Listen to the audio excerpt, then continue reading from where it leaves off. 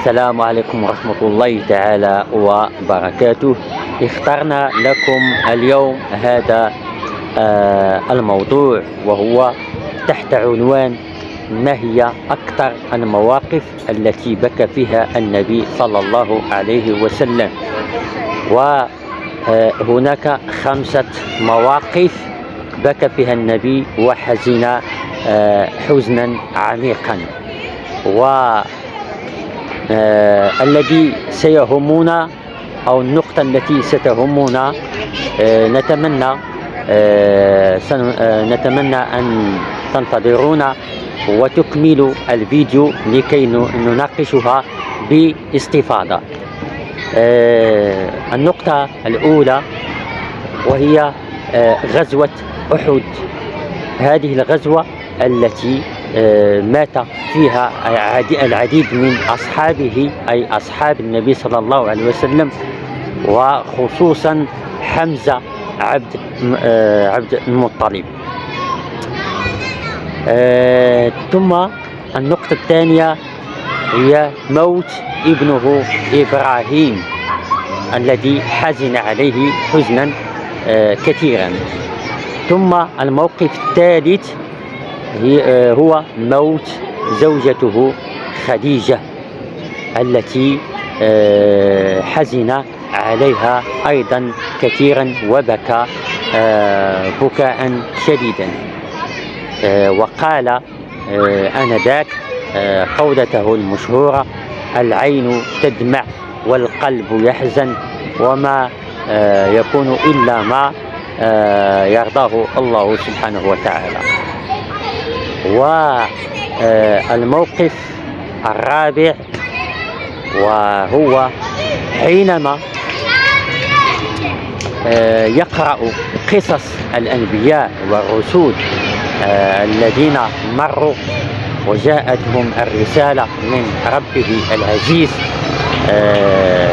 يتذكر آلامهم وأحزانهم وما لاقوه من عذاب وشتم وإبعاد ومن طرف أهل قريش أو الكفار آنذاك،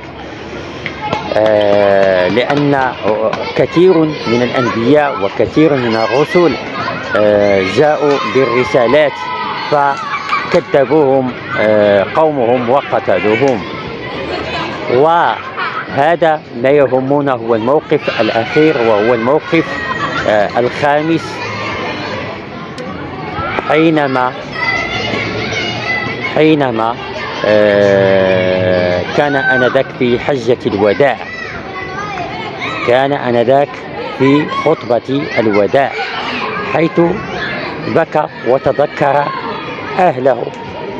أي نحن الآن تذكر أمته وما سيأتي وما ستلاقيها من الفتن، وما سيظهر من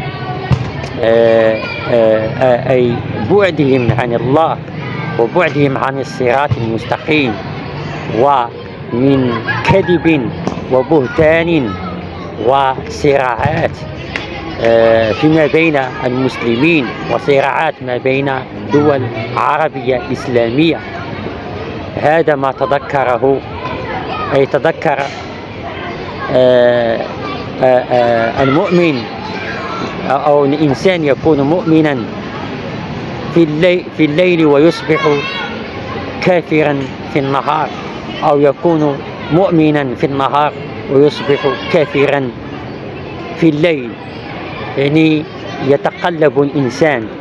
هذا ما تحدث عنه في حجة الوداع، أي في ما يقع في آخر الزمن من ظهور فتن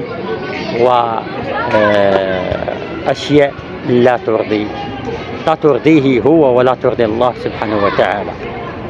وإلى اللقاء.